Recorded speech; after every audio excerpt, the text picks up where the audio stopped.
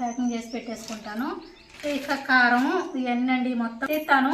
ఇక ఇవన్నీ కలుపుకోవాలి. ఏమేమి కలపాలంటే ఆవాల పొడి, ఉప్పు, మెంతిపిండి, కారం ఈ 4 కలుపుకొని ఒక దానిలో పెట్టుకోవాలి. ఇక అదండి.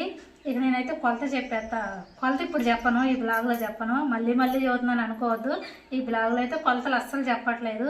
మళ్ళీ చెబుతానన్నారు చెప్పలేదని మీరు అనుకుంటారని నేను చెప్తున్నాను. అదండి. ఇక ఇవన్నీ కలిపినాక మళ్ళీ అప్పుడు మీకు ఈజీగా పెట్టాలి. సరేనా? కలిపానండి అని చూపెడతా. సరేనండి. ఇప్పుడైతే కలిపేసుకున్నాం.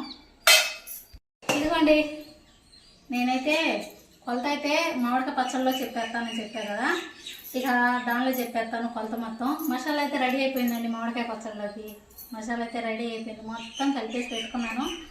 ఇక ఒక పక్క నూనె పోసి పెట్టుకొని, ఒక పక్క చిన్నులపాయలు పెట్టుకొని, ఒక పక్క మామిడికాయ ముక్కలు పెట్టుకొని ఇక కలుపుకోవాలన్నమాట. అది